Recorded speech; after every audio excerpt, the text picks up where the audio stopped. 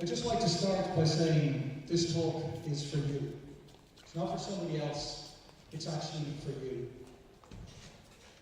And what I hope the outcome of this is going to be, just in the next 10 minutes, is you're going to leave with more questions about yourself than you might have now.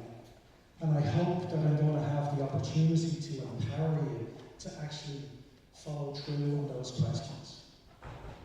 And initially when I thought about this talk, I was saying, okay, well, it would maybe be nice to put you in a state of calmness and contentment. But no, I've changed my mind. Rather than giving you a nice state, what I want to do is give you the tools to change your traits.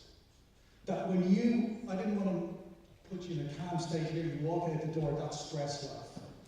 This is calm, this is stress. Are there things you can do every moment of every day to affect how you interact with the world? And that's what I'm going to try and do. That's all, setting the bar low. Okay, I want to start by asking you a question. So, can you please stand up? Anybody here who's ever broken an arm or a leg? Please stand up. Or put your hands up in the air if you can't, for any reason. Okay. Lovely, thank you. Can you please stand up if you or your family has ever owned a yellow car? These are the boy and girl racers. Right?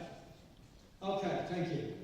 Please stand up if you have ever felt sad, lonely, isolated, hurt, stressed, anxious, worried, or disappointed and let down. Please stand up.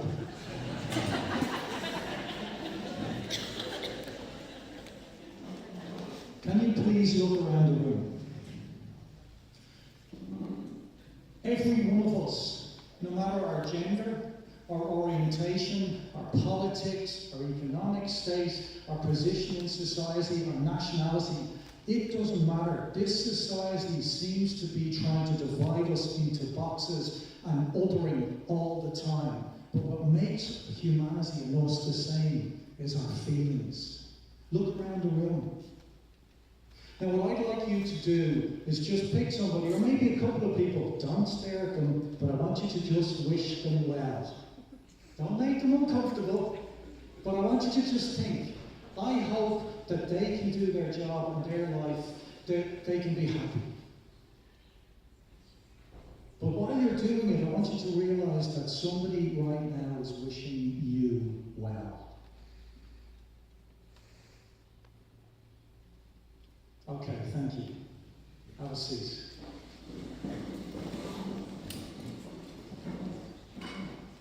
Okay, please stand up. Anybody here who has no vulnerabilities or stress in their lives? Hint, don't do it, you won't be very popular. Right, everybody has stuff to deal with. We all do. Again, that's what makes common humanity. Life is tough sometimes.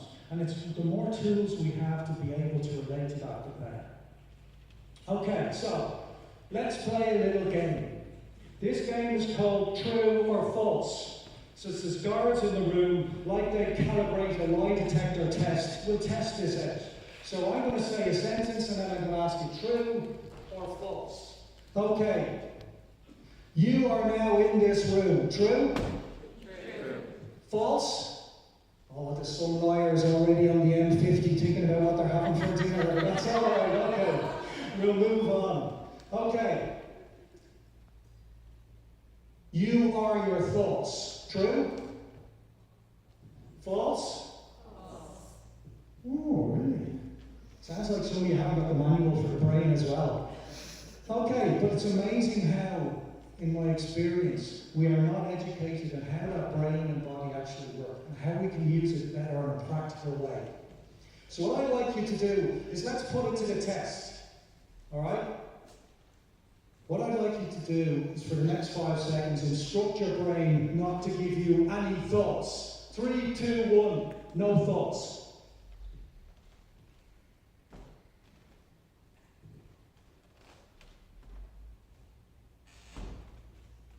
And relax. I don't have to ask you, because unless you're very, very unique, a very serious meditator, did you have thoughts? Yes. Did you decide to have that thought? No. Isn't that interesting? We have thoughts that pop up all the time. But we don't choose to. So in some ways we can simply divide it into the mind that notices the thoughts. Because you noticed you had a thought. But we didn't decide all the time. We've all had fantastical thoughts. Can I have a volunteer to let the rest of us climb into their head and see what every thought they ever had? Why are you laughing? I know why you're laughing. The reality is that we all have a private life, a public life, and we also have secret lives. But so do the people sitting next to you. But when we can understand, okay, this is going to be a yes and no answer. Are your thoughts always true? No. Are they always helpful? No. Are they always relevant in the time you have them? No. Why do you keep listening to them? Isn't it interesting? So I'm hoping that after this you'll actually realize, wow, I do have thoughts, but I can choose to follow them or not. Okay. Let's take a big breath. On 3. 1, 2, 3, big breath. True or false? You just took a deep breath. False. Oh dear. Fail. If you were breathing through your mouth, you did not take a deep breath. If you only moved your chest high, you did not take a deep breath. It's a myth. To actually take a deep breath, 70% of our absorption happens down here in the alveoli. What happens is most of us are not breathing correctly, about 90% of the population. So, if we're not breathing through the nose, slow, steady, and deep, engaging the diaphragm, then we're not actually taking a deep breath.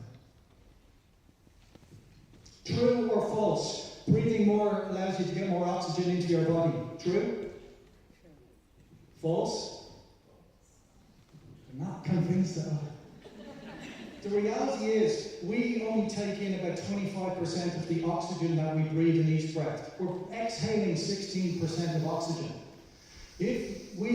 Most people in this room are probably breathing 22 to 25,000 times a day. I breathe now, and I'm not talking, which doesn't happen often, about 12,000 times. I've halved the breathing, and you are going to learn how to halve your breathing. And you will still have 100%, between 95 and 100% partial oxygen uptake. When we overbreathe, it increases our stress levels, our anxiety, it reduces the amount of blood flow to the brain, and it actually has a big impact on how we perceive the world. So we can change that. Okay, so, true or false? You know how to breathe correctly and you're doing it every day. False. If you know the answer, why aren't you breathing correctly? Isn't it interesting? Most of us actually don't know how to breathe correctly. And I'm going to help you with that right now. But first I want you to do a quick experiment. It's an intelligence test. Please put your right hand out. Put your pointer finger out. This is to see who's smartest at your table. Okay, when I say go, I want you with all your concentration to focus on the tip of your finger. Ready, steady, go! Why have you stopped breathing?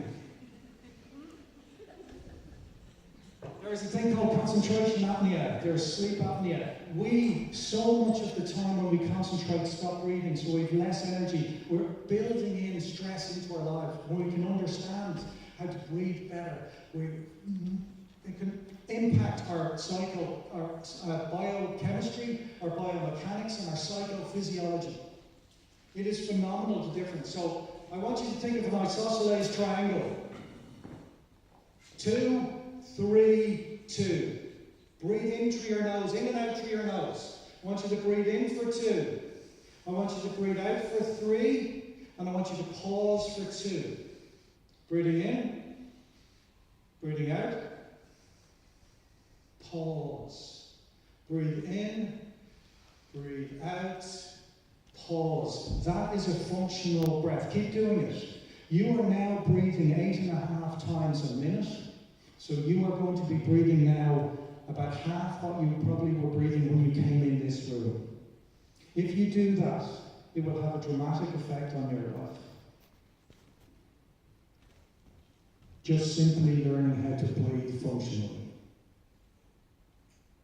Okay, relax. That's something you can do all day, every day, is to do that breathing and notice how it affects you. But I want to leave you with something else. We're going to divide the room. Okay, this side of the room, I'm going to teach you all a Taoist secret practice of contentment.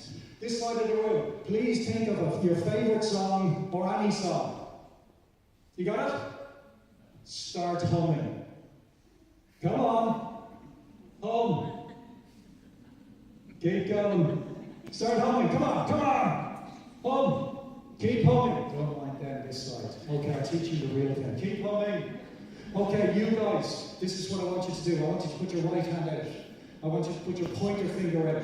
I want you to rotate your elbow. Place your finger on your lips and go, and thank you. You can stop humming now. Laughter is such an important thing, and so many people in this room are dealing with such serious issues that is so vitally important that we try and get some balance, and it's permission to smile, not for anybody else, but for yourself. To summarise, your thoughts always aren't true, helpful, or relevant. You can choose how you breathe, and when you choose to breathe more like the functional breathing, the triangular breathing, 2-3-2, it will affect your heart rate, it will affect your blood pressure, it will affect the blood going to the brain.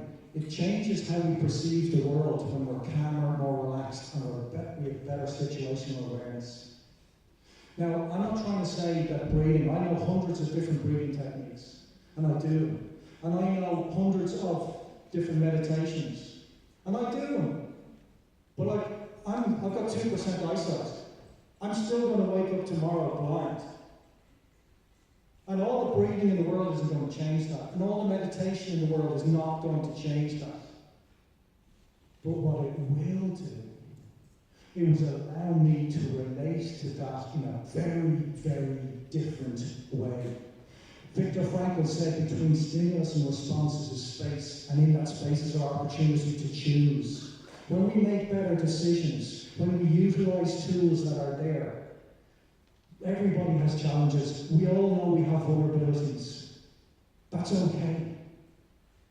But it's when you do things like the functional breathing that can change how those affect and how we identify them and how we can be empowered.